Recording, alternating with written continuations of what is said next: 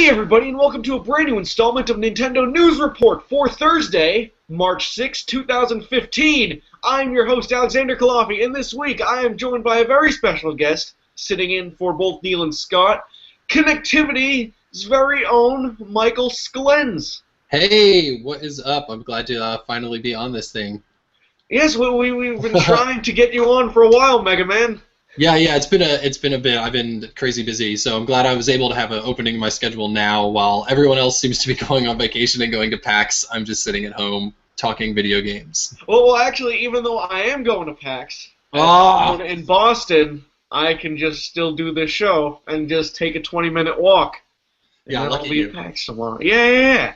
So I'm very happy to have Mike on the show with his fresh new Mega Man Amiibo. Yeah. And today's show is going to be very interesting because in the last week, Nintendo announced a whole lot of stuff involving their upcoming indie lineup. And it seems like around 15, 20 things came out in the last week related to Nintendo's 3DS and Wii U indie initiative. So we're going to be talking a lot about that. Then we got new releases. We got some other cool stuff. It will be a pretty good show. Now, let's get started. Indie digital stuff got announced this week.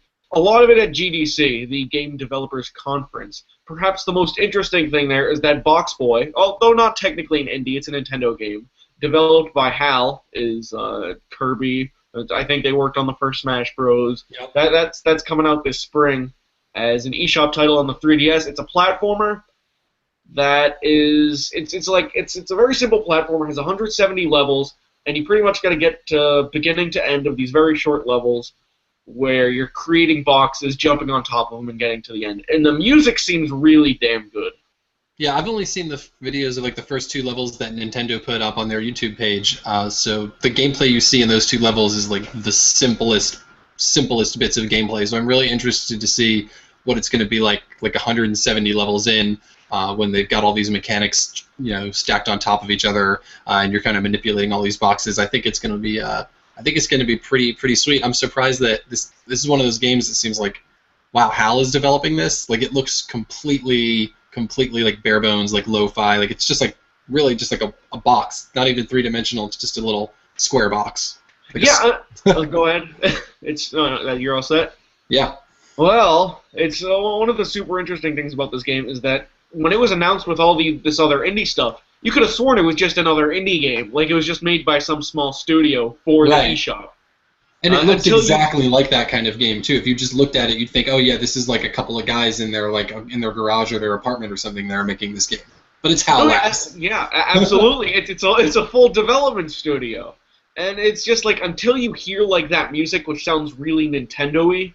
You would have no idea that it was a full Nintendo published game. But I'm looking forward to this because it just reminds me a lot of like the attitude going alongside Pushmo when it was coming out by Intelligent Systems. Like it's just this weird new almost indie game, but with a higher level of production. But Pushmo is also a super deep game if you get into it. Like I think I've spent 20 hours on the original Pushmo, just beating it and then playing a lot of the post-game content, which I still haven't beat. And I'm hoping that 173 levels of this game means that once you get really deep into it, it's going to be super difficult, and then it's going to be really hard. It seems like the kind of game that like a couple of interns or like really like guys who just started at the company were working on, and that anywhere else it would have just been an indie game, but someone there at Nintendo saw it and they thought, oh, we should maybe put some resources behind this and kind of throw it out there and see what happens. It's something that I'm glad we're seeing Nintendo. I guess it's technically Nintendo, technically not because it's HAL Labs, but they're so closely related. I think it's something I'm glad to see that they're doing more of, and I hope they continue to kind of foster these really kind of almost internal indie games. Yeah, absolutely. I'm pretty excited. I mean, Harmo Knight is another great example of this, because I think Harmo Knight came out of some just guy's idea at Game Freak. He wasn't even like in Japan. He was like a European guy, like British, I think. And he just came up with this idea, and then it ended up getting pushed into a full game. And I think what this eShop stuff allows Nintendo to do is to take a little more risk without having to commit to a full retail package. And yeah, exactly. Their most interesting games in the last couple years, like this, Pushmo, Dylan's Rolling Western, regardless of what you think of those games, are some of the most interesting concepts Nintendo's put out in years. Yeah, yeah, I would say, and then even we're getting other stuff like Rusty's Real Deal Baseball. Like they're just really making, they're trying to focus on some smaller games and kind of very slowly feel their way out there into the kind of newer age of video game development. Yes, absolutely. And then also at GDC, a bunch of indie games got announced. Never Alone, that's in June. That's a puzzle platform. Have you heard of that one? That one, I watched the trailer for Never Alone. So this is the game that is, it's based around like Inuit culture, and it takes place in Alaska. And you play as, I guess, either like a little, I guess, Inuit girl or her dog. I can't really tell from the trailer, or maybe you're controlling both of them, and you're kind of getting this pair through this, like harsh tundra environment, and it's got all this like Inuit culture infused into it, like Inuit like cave drawing work, and then this got this really like fantastic, I guess not really like soundtrack, it's more like an ambient noise kind of thing going on. It looks really, really interesting. It's the kind of thing that you wouldn't have seen at all even like 5 years ago. It's a video game, and the entire point of the game is to explore and learn about another culture. It almost seems like something that would have been at one time developed like by a student as a project, but instead it's got like the full force of an actual game development studio behind it, and it's not going to come out like the kind of like really half-baked thing that they would put into a museum to be like, hey, we made a video game for this museum, but it's really not that great. This seems like that kind of concept done to the full extent of what a proper developer could do with it. So I'm really, really interested in Never Alone. It's so fresh and new kind of thing to see in the world of video games. Will you ever get tired of independent puzzle platformers with a unique art style? That is the thing about it, is that the one thing that's not unique about it is that it seems like every indie game is like going to be a unique kind of special puzzle platformer. So they're all in the same genre, weirdly. But I don't care. I love platforming games. Yeah, I do too. It's just it's hard not to see like the phrase puzzle platformer and not sigh a little every single time. Well, yeah, go ahead. Oh, I didn't have anything. Okay. I'm still excited for it. Like I said, I could play in as many puzzle platformers as you kind of throw at me, and especially if it's going to do something really interesting, like teach me about a culture I know basically nothing about. Sure. Don't Starve Giant Edition. That comes out this spring. That came out on PlayStation 4, PC, Vita, which is a version I have of this game. It gets a lot of really good reception, but to me it's one of those love it or hate it games where if you can get into its real like methodical, real challenging, but not like in a conventional way gameplay. It's very weird. It has like this weird day-night structure, and it's more like Binding of Isaac, where you have to do these runs and do better each time. Or at least that's the way I've always understood it. It's super cool that this is coming to Wii U, that either they or Nintendo put out the initiative to make it happen, because you know what? However it is, it's an extremely popular indie game, and Nintendo needs as much of those as it can get. Yeah, I don't really know anything about Don't Starve, but I have heard the name enough to know that, well, it's a name that I hear mentioned, so it's at least it's got some positive word of mouth going around for it, and like you said, that is the kind of thing that Nintendo should have. I always surprise me that like those Walking Dead games came out and they won a bunch of Game of the Year awards, and the Wii U came out like just months later, like right around the same time the Walking Dead like the retail compilations where they put like a couple episodes on a disc. Those were all coming out, and like none of them came to the Wii U, and it was just like but this is a game where if you just knew anything, if you took one look at it, you'd be like, oh, the Wii U is actually the most perfect platform for these Walking Dead games because of the touchscreen. And then at the same time, Nintendo was trying to push indie games, and yet they've completely ignored like maybe the biggest indie game of all time, at least in that year. Right, it's one of those things where like people can say, well, the Wii U doesn't have a great install base, so why would Telltale put it on? And that's a perfectly good point. But at the same time, why the hell isn't Nintendo courting the shit out of Telltale? Yeah, that's what like Nintendo should be going to Telltale, and they should. I mean, I'm sure the people at Nintendo are smart enough to notice that the games that Telltale makes specifically would work so well on their hardware, and then there's nothing going on between the two of them. They should just pull a Sony and just fund the games if that's what it'll take. If they can get day and day, Game of Thrones, Walking Dead Season 3 or whatever, when that comes out, That's worth a lot of money, in my opinion. But I guess Nintendo doesn't see that, though. Yeah, or let him do something weird, like hand him the keys to some like lesser Nintendo franchise and have him make a weird point-and-click adventure game about that. Well, what franchise do you think would be well equipped? I don't even. I think maybe Earthbound. Let them do it. Like just not an RPG. Just Mother 4. Take the Earthbound environment and make an adventure game out of that. I think that would fit really well, especially because Telltale's pretty good at that humor kind of stuff too. Mm-hmm. And then Octodad comes out this summer. I played that game on PC. That game was super funny. I've never played Octodad, but I've watched a couple people play it. Like I've watched some streams and some YouTube videos, and it's just like it's like surrealism in a video game, and it just looks so stupid just on the face of it. That you're this octopus and you have to pretend to be a human. Like, what? It's so perfect, and I know I'm going to have a blast with this game. I've been seeing people play it, and I've just wanted to play it. I just haven't had the platform to play it on. So I'm very excited for that game coming to Wii U. That is the most exciting news all week for me. Excellent. Now, moving on to some other stuff that did not come out at GDC. Ollie Ollie comes out today. We'll be talking about that in new releases, but that's got cross-buy. Four-Sided Adventure, or Four-Sided Fantasy from, I think, Curve Studios. That comes to Wii U early 2016. Affordable Space Adventure, which is a pretty hyped Wii U indie game. That's coming out April 9th. And Shantae Risky's Revenge Director's Cut. That's the DSiWare game, but a Director's Cut, and it'll be like a re-release of the PC version. It's that whole thing. It's actually, wait, the DSiWare's predecessor. Oh, wait, no. That is the DSiWare game. Okay. So that's coming to Wii U and 3DS later in 2015. I hate Way Forward. So this is not for me.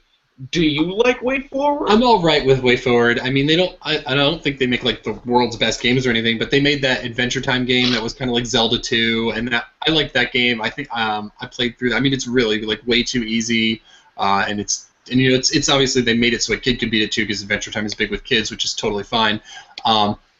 But it had a lot of charm, and the gameplay was pretty good. And I'm trying to remember what other Way Forward games I've played. I know I've played a couple of them that I really, really liked, and then I've also played some where I was just kind of like lukewarm on them.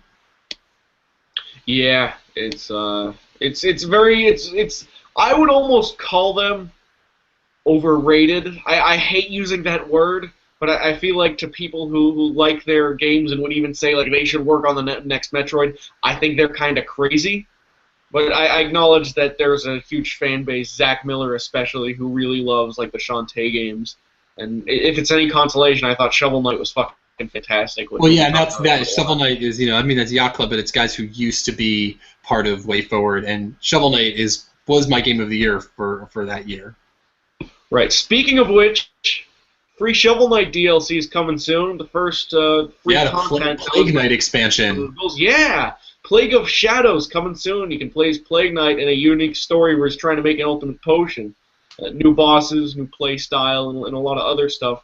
I'm glad to finally get some news about this game, or this update, because it's been almost a year since Shovel Knight came out. I think almost exactly a year this month, and it was getting kind of worried that this expansion might not come out, because I think they'd said they were going to say something by the end of the year, and then nothing really happened. But I'm glad that there's finally news out of it here. I guess not necessarily at GDC, but around GDC. Yeah, there's a couple of these guaranteed, aren't there? Like, there's a couple of other bosses who are expected to get something like this. I think the other one is King Knight, and then there's also going to be a gender swap that lets you play as Shield Knight. Okay, but she'll probably get her own powers, I bet. Yeah, I would assume she'll get her own powers since she has a shield instead of a shawl. Yeah.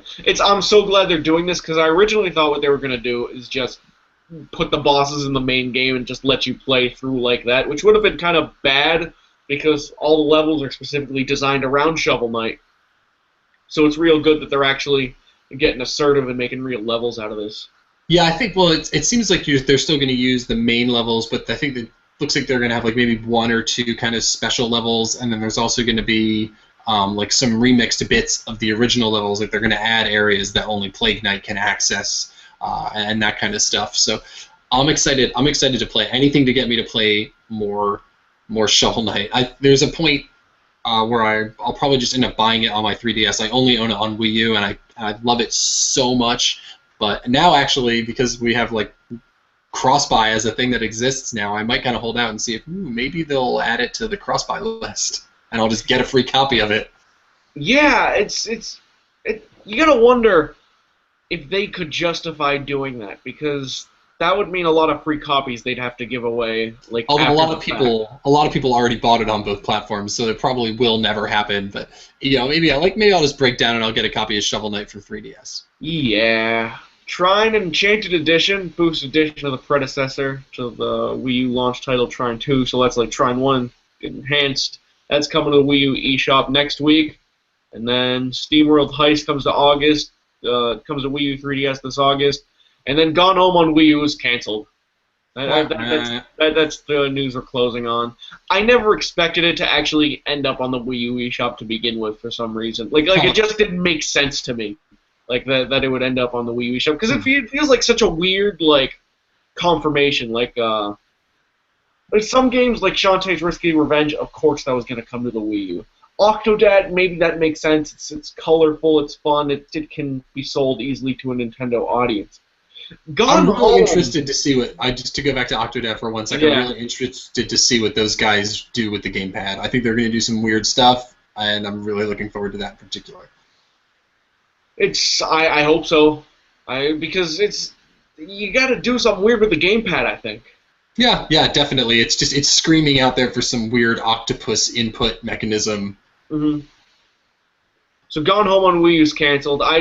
It doesn't seem like the kind of thing where the developers would be excited to put it on Wii U, but I think there was a whole publisher thing that they Midnight City or something was trying to take that push. It's a whole thing. Anyway, sad news, but there's a lot of indie stuff coming, so that's all good. New releases! Mario vs. Donkey Kong Tipping Stars. First Wii U cross-buy game. 3DS and Wii U. I'm not getting that. I would get this if it was like the first Mario vs. Donkey Kong game, which it seems to be is the only thing I ever hear anybody say about the Mario vs. Donkey Kong games, yet they keep releasing the minis. Nobody gives a crap about the minis. They're stupid. Give me the Mario vs. Donkey Kong DK94 gameplay. That's what we all came here for, and then you took it away from us. The funny thing about this whole series is that the original Mario vs. Donkey Kong is a successor to Donkey Kong 94, which is a successor to the NES Donkey Kong series. So in a weird way, Mario vs. Donkey Kong Tipping Stars and that weird pipe dream game are direct sequels to the original Donkey Kong. Yeah, just with a totally different concept where do people really like the minis? Nintendo seems to think that people really like the minis, but like I said, everyone I know hates them. I have no idea how well these games sell. Nintendo refers to it as a fan-favorite series, so I don't know what that means. That's weird. There's got to be some fan base. I've never met a fan of this series excepting for people who are fans of the first Mario vs. Donkey Kong, which may as well be a different game entirely. Right. I have the game on my Ambassador 3DS, and I haven't even touched it. I got it on GBA. I might have even reviewed it for the site, and it's so good. And then the next one is just here's that one part of the first game that you didn't really like that much. That's the whole game now. Because they followed this one up with was it the DSi one or the cartridge? Yeah, I forget. There's a couple of them now it's just the minis ones it's just Lemmings, except it's Mario Lemmings. Well, and what a weird series! It's because Pauline's a character in this universe. It wasn't just Pauline because Jumpman and Mario are not two separate entities, but Pauline is this weird Nintendo character now from the NES days that's completely unique from Peach, who may or may not be Mario's love interest, because I don't even know if Peach is. I think Pauline. It's some megaverse or some metaverse thing where Pauline exists in this bubble outside of the real mainline Mario universe or something. I had this idea where when someone does a Smash 5 and they're coming up with the weird NES represented characters, Pauline would probably be a good next one excite Excitebike. Yeah, Excitebike, that would be a clever character. He could drive around on the bike and beat people up. That'd be cool. Yeah.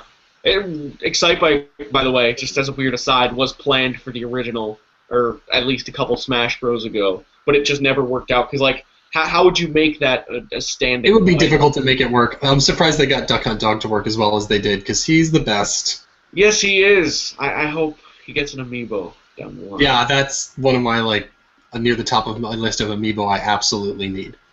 Yeah. Ollie Ollie 3DS Wii U that came out today. So yeah, so this is like the Infinite Runner skateboard game, I guess. That's very inspired by the Tony Hawk games. Like the soundtrack is, I think, even though it's like MIDI, I think it's actually still directly inspired by. It's going for that kind of punk, that attitude. Feel, yeah. I have Ollie Ollie 2 on my Vita because that just hit the instant game collection. I haven't played that yet, but Neil really swears by this game. He really loves it. It looks pretty interesting. I've only seen videos of it, but it's something that I don't know if I'd buy, but if I had like PlayStation Network and I got it for free, I think I'd be pretty happy to get it.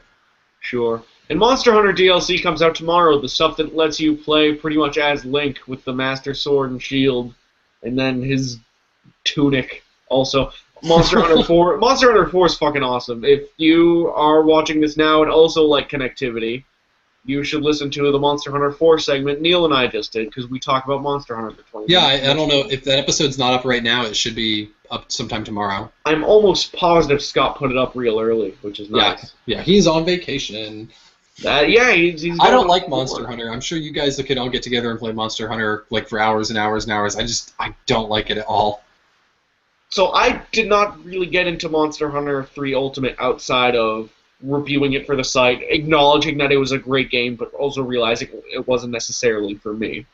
Monster Hunter 4 Ultimate is way more gentle, it's way more smart about the way it doles content out and teaches you stuff, and this is the game that a lot of people are being converted to Monster Hunter, and I was one of those people. Like, I dropped, 20, 30 hours out of necessity in Monster Hunter 3. I've dropped 65 into Monster Hunter 4. That's impressive. It's basically, it looks, I don't know, it's a genre of game that I have just basically zero interest in. Okay, maybe one day.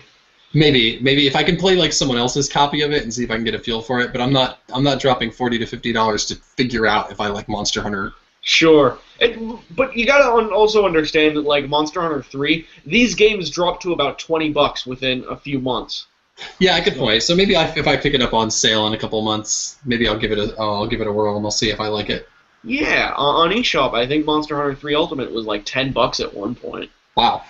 Yeah. Yeah. So if Monster Hunter 4 ever goes down to that, maybe I'll dip my toe in.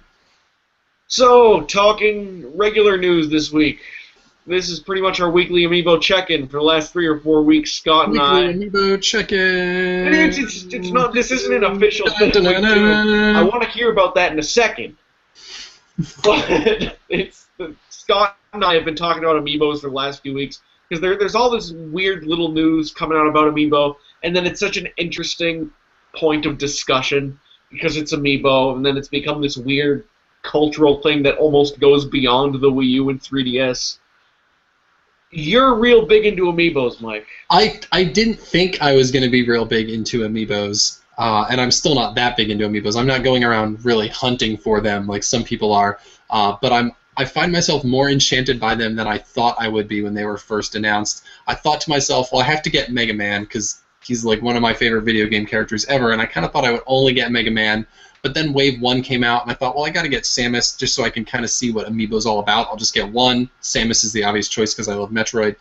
So I could try it out in Smash Bros. And then it just kind of like grew from there. My fiance bought Pikachu, and then like one of them showed up in my Christmas stocking. I think that was Yoshi or Mario, and like she just slowly started buying a couple of them for me. Like for I got one for Christmas and I got one for my birthday, and they're in the same month. They're both December. And then she got me one for Valentine's Day. She's just like, she loves them because it's such an easy present for me to buy because it's Nintendo stuff. So I'm going to love it anyway. So now I've got 8 of them. And then I also ended up buying Toon Link myself because it is the most adorable figure ever. I have to know then, is Mega Man your rarest Amiibo? I guess, but I don't know if he's necessarily, here he is again. I don't know if he's necessarily rare anymore. I've been seeing more people say they've been able to get a hold of Mega Man now. I think a lot of them were caught up in that West Coast port strike, and now that the strike has ended, they're slowly trickling their way out into retailers. Mm-hmm.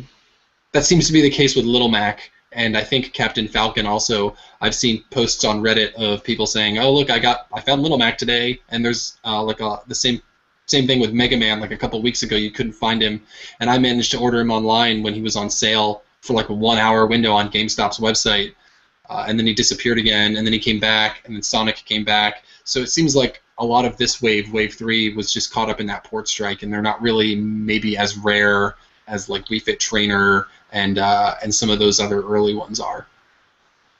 That's good. I hope really so, at want least. I really want Captain Falcon, and I actually got Little Mac. I was so proud that I got him. I think Neil had an extra that he sent to me. Nice. Yeah. So Little Mac's pretty sweet. I saw a guy. So one thing that I think is really cool is if you go on the Reddit community r/Amiibo, a lot of people post pictures of their custom Amiibos. And I just saw one today. I actually saw this one on Instagram of a guy who took a Little Mac figure, made a cast of it, or a mold of it, recast a duplicate one out of clear resin, and then painted the green lines on it, and painted the shorts on, and painted it so it looked like the translucent wireframe Little Mac. That's sick. It was the most crazy custom Amiibo job I've ever seen. Then he yanked the original one off of the base and then put his recreation of it. He attached it to the base, so now it is the Amiibo. So the Amiibo itself is just that little base. Yeah, I think all the technology is like crammed down here into the base. Like it's just like a tiny little chip, and then this thing on top is just like a plastic toy. That's unique. People are taking them apart. Like I've seen people take apart Mega Man and they redo it so his gun arm is sticking this way out the side, and then they wire an LED into it so it lights up red. That's cool. Yeah, and I saw another guy put an LED in his chest and he painted him like Iron Man. Like, and a lot of people do zombie versions. It is crazy how talented some of these people are. They're taking these Amiibos and turning them into like entirely different figures. And you would say your most anticipated is Duck Hunt? At this point, right now, it's probably Duck Hunt. Now that I have Mega Man out of the way, he was the one I really wanted mostly because I wanted to actually build my own custom Mega Man in Smash Brothers, because he has a lot of his moveset is very varied. It pulls from all sorts of games. It's not like some of the other characters. Like with Link, it's like here's the regular bow, and then this bow shoots further, but it does less damage. But it's still the same bow basically. Like Mega Man's moveset is way different. You can customize it a lot more. Excellent. Now talking about news that came out about Amiibo this week. Amiibo is in fact designed for Western audiences, not Japanese ones. It was said in the investors Q&A that came out last week. We talked about that on the last episode, but this is just one point that I guess slipped by. Well, it was working. I didn't think I would be this sold on him, and I've got 8 now. So. Yeah, it's because he said that Japan only receives about 11% of the worldwide Amiibo shipment. And that Europe and the U.S. actually receive a vast, vast majority. And they must all be going to Europe. He's just saying that, like, it's Japan's not really built for that market, but the U.S. and Europe, for whatever reason, is. And I feel like our consumer culture probably it definitely fits in more with our consumer culture. I mean, we did invent Skylanders, and that was the first thing. So it's definitely a kind of thing that fits more in with our kind of consumer culture, where it's, you've got to catch them all. Yeah. More Marth Amiibos coming in April, a month after Codename Steam. Yeah. Do you think they're going to make enough for everyone who wants one, or do you think they're going to sell out again immediately, and then maybe the price will go just slightly down for... I don't know. I'm going to try and get a hold of one, only because I'm interested really in Codename Steam, and I want to get at least one of the Amiibo that works with Codename Steam. Mm-hmm. But I would really like Marth. Marth is cool. I hope there's going to be some Fire Emblem game on the Wii U. It's because apparently, yes, there's maybe going to be Shin Megami Tensei cross Fire Emblem, but I don't believe that. And then there's the 3DS one that's coming out too. I don't know. Maybe it'll come to Wii U. I just hope that Codename Steam isn't just the only Smash Bros. Non-Smash Bros. Game that gets Fire Emblem Amiibo support. Yeah, it seems like they've got all these Fire Emblem Amiibo out there now, so they may as well at least make a real Fire Emblem game that takes advantage of them. Yeah. I'm also surprised that Majora's Mask 3D doesn't include any Amiibo support, even though it launched, in America at least, alongside the new 3DS, and it doesn't take advantage of that major feature. Mm-hmm. The Animal Crossing Villager, Little Mac, and Captain Falcon are currently in additional production and will hit Japanese not shelves Wii Fit sometime Trainer. this May. Where's my Wii Not Fit Wii Fit Trainer? Trainer.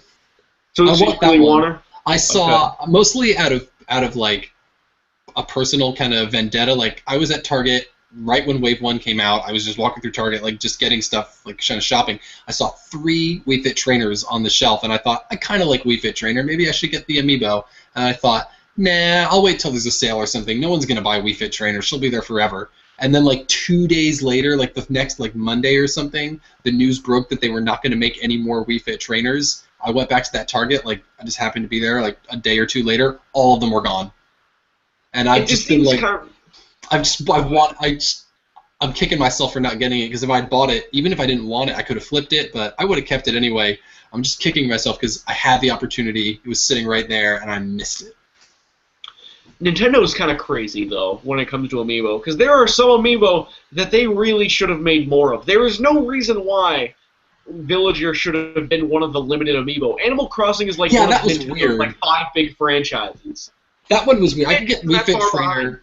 Yeah, I could get Wii Fit Trainer. Sure, maybe don't print a lot of those, but Villager. That's crazy that they just completely missed how popular that character is. When Animal Crossing does come out on the Wii U, probably next year, I imagine, I'm sure Animal Crossing is going to get its own big wave with Tom Nook and Isabelle and whatever Animal Crossing characters. But it would be real nice if I could have gotten Villager, because Villager, like. Well, if they do that, I'm sure they'll. If they do that, I'm sure they will reprint Villager. Though maybe a different one, sort of like how Smash Brothers Mario is different from Mario Party Mario. I just don't want one of the trading cards. Like, I hate the idea of getting a trading card. Yeah, that's not what it's about. Like, I mean, it's cool that the Amiibo work with the game and they've got the little, little base thing, but it's the figure. It's all about this little figure on here. Right, yeah, it's I would say 70% of the reason why I've even bought 2 Amiibo so far is because of the toy factor. Yeah, that is why I wanted Toon Link. Toon Link is just the best looking Amiibo figure by like a long shot, at least in my opinion, and that's why I wanted him, just because of how cool he looks. Yeah. Moving on. Pokemon Shuffle hits 1 million downloads, and Mike Sklens, you are one of them. Look, I'm a fan. This isn't a Pokemon Shuffle shirt. It's just my cool Pokemon shirt with Pikachu. Is that inspired by something? Just I don't think it is. Pop culture? I don't think. At first, I thought maybe it was like Sherlock Holmes or something, because he's wearing. Or maybe like Henry Hatsworth. I don't know. Yeah, but I don't know. He's got the bowler hat on, and he's got the mustache, and he's got the cup of tea. He just looks really dapper. I just think it's hilarious. That's it's sick. But yeah. Yeah, I'm one of the downloads on Pokemon Shuffle. I think I've caught. Well, I think I've gotten through like almost 80 levels of it, and I'm kind of ashamed that I've spent that much time on it. Any money though? No, God, no. Okay, good. No. I think Neil put it best. He said, "I don't know. I kind of enjoy a game that I can just like waste 15 minutes with on the toilet." He put in like 6 hours so far. Are you comparable to that? I don't know. If I had my 3DS next to me, I could open up and check the log, but I don't know how. I might. I don't think I'm 6 hours in. No, I don't think I'm that far. Okay. I caught Mew. I got Mew, and I got Lucario, and I got some other cool ones. Not that they really. I don't know. It's a match 3 puzzle game. That's all it is. Right. But you didn't spend any money, and you had fun with a free video game that Nintendo made and put out. As far as I'm concerned, you're not in the wrong, like, at all. I will say it is the best match 3 puzzle game that I've ever played. Have you ever played the Troze one? The 3DS Troze? No, I have not. Okay. I hear that's extremely similar to this game. I like the concept of, like, I don't know, where you're, like, catching Pokemon, kind of, and the better you play the game, even though the game practically plays itself, like, I'll drag one thing, and then, like, it'll just play itself for, like, 30 seconds, and it'll be, like, 24 combo, and all I did was one thing. Like, I didn't plan any of this. So, does it have that addicting factor of, like, does it feel like you're catching Pokemon when you catch Pokemon? It kind of does. Yeah, because the Pokemon you catch, you pick the Pokemon that you're going to use, and they have different stats, so you can pick Pokemon to put on your team that are going to be super effective against the one you're trying to catch, which means when you match them, as you match the Pokemon, they deal more damage to the one you're trying to catch, so they kill it faster. And the more moves that you have left over at the end of it, once you've lowered the Pokemon's health to 0, the more, and however many turns you have left remaining, those boost your chance at catching it. Okay, that's cool though, because if you're doing a Pokemon spin-off where you gotta catch Pokemon, it better feel like Pokemon. Like, yeah, and then they have different effects. They've got different effects, like Pikachu's. Like if you match 4 Pikachus in a row, it does extra damage, and then one of them will be like if you match 5 of them in a row, it'll do extra damage, or most of them are something like it'll do extra damage, but some of them do different things. It reminds me a lot of Pokemon Pinball Ruby and Sapphire, which just came out on the Wii U eShop. And it's one of those things where even though it's pinball, even though you can't really use the Pokemon like Pokemon once you catch them, you still get that that high from going to battle. High, it's exactly even though you're not actually catching them and using them in battle. For some reason, all these spin-offs do a great job of actually capturing the essence of fighting and capturing Pokemon. Yeah, they do. That's awesome. Harmonix talks about the lack of Rock Band 4 on Wii U. That came out today, actually. Yeah. The announcement of Rock Band 4 came out today, and which, by the way, that's PS4, Xbox One. I think it's new gen only. Yeah, it is. It's going back to basics, so no keyboard. But it's coming out this year, and then someone asked them about putting Rock Band 4 out on Wii U, and they put out a quote, "The Wii U is really hard call for us, but from our initial research, the audience is not there yet. And I would be really psyched for there to be this public outcry of where's the Wii U? I will absolutely throw money at you, and I want to buy it now and pre-order it and all that." So the answer is the same as everyone else when these were new stories 2 years ago. The audience isn't there. People didn't pick up the Wii U that Nintendo probably expected it to early on. And as a result, this is the next in a long line of games that aren't coming to Wii U. The reason why this is a news story, not only because I asked you and you said you were interested in it, but also because the Wii U is doing a little better now, and it's actually getting a little more support. So I would think that, I don't know if this will make it, but maybe Guitar Hero, maybe something else would have a chance at making it. I don't know. I don't feel like Guitar Hero is going to come back, and if it does, it will only be because Rock Band 4 turns out to be a huge success, and then Activision decides to get back in on the market. There was a report a week ago, I think in the same day or within the same couple days, there was a report that that Guitar Hero was coming back by Wall Street Journal. They were saying that it's coming back, and then this year, and then Rock Band, that rumor came out at the same time. It would be so crazy if both of those games came out and had this weird 2007 era battle against each other. Yeah, that would be really interesting, and I'm sure Harmonix would win it again because after all, they did invent both of those games. That's true. Do you think Guitar Hero could even do anything to beat Rock Band? I don't think so. Except for getting more aggressive in the instrument department and having a better song library. I don't think they could, and they won't ever have a better song library because Harmonix already has this insanely massive back catalog of 2,000 something songs from the last generation, and they're apparently 90-something% of them are going to carry over to your new console as long as you stay. It'll go from Xbox 360 to Xbox One or PS3 to PS4, which puts me in a shitty position because I have an Xbox 360 and I spent a couple $100 on Rock Band stuff between instruments and DLC. I'm probably in for almost $500, and I have no desire to buy an Xbox One. I would love to buy a PS4, but all of that is basically a sunk cost. I'd have to start from zero with Rock Band 4 because I'm switching from Microsoft to Sony.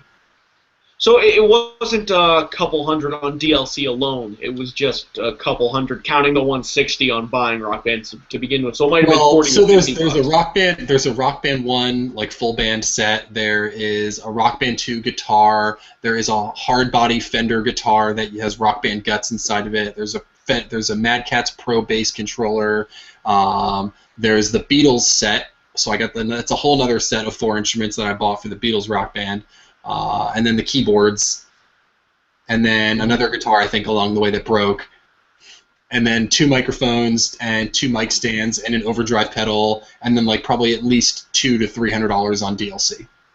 Okay, so $200 to $300 on. Okay. Probably closer to two. Probably much closer to $200. So, but like once you add all that up, that is a crap load of money that I spent on Rock Band. That basically, if I want to keep playing it, I want to move to Rock Band 4. I essentially have to buy an Xbox One for one freaking game. Is it worth it? Like, so No, you have no interest in Halo. You have no interest in any of the other Microsoft properties. I find the Xbox One to be 100% uncompelling as a video game platform, whereas I'm slightly interested in owning a PS4. And you have a PS4 now? No, I don't. I have a broken PS3, which is another reason to get a PS4. Oh, and you are interested by the PS4's first-party library? Yeah, they've got some franchises that I really like in there. So if I ever get another console, it will be a PS4. But right now, I'm happy with just the Wii U and the 3DS. I don't play many games outside of Nintendo games. Okay. It has to, like, a lot of them have to build up for me to want another console that I will use for those games. Okay, so but what it sounds like is like, so you're going to be able to play third-party games on both PS4 and Xbox One, and I'm guessing that the power battle isn't that big of a deal to you. No, I don't really care, and I think the PlayStation Network thing where you get free games, I mean, Microsoft does it now too, but Sony seems to do a better job of it, so that would lean me in the direction of the PS4, and it seems to have better sharing with the direct integration with Twitch and all that kind of stuff. So it just seems like it's a better fit for me. Plus, my PlayStation 3 died, which means I do not have a Blu-ray player right now. So there's another reason it plays Blu-ray discs. Oh, I guess the Xbox One does also, right? I don't know. Does it? It might. I have no idea. I know nothing about video games that are outside of Nintendo.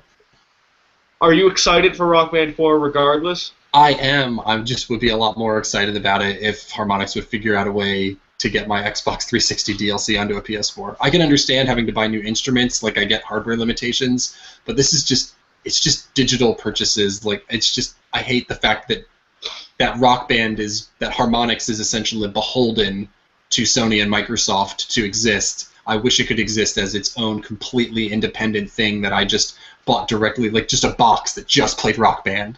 Right.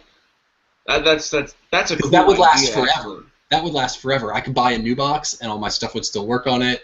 You know, like if they could become a hardware developer. It's a pipe dream that will never happen, but it's the kind of thing that really needs to happen because Rock Band itself is a platform that is dependent on a whole separate platform to exist.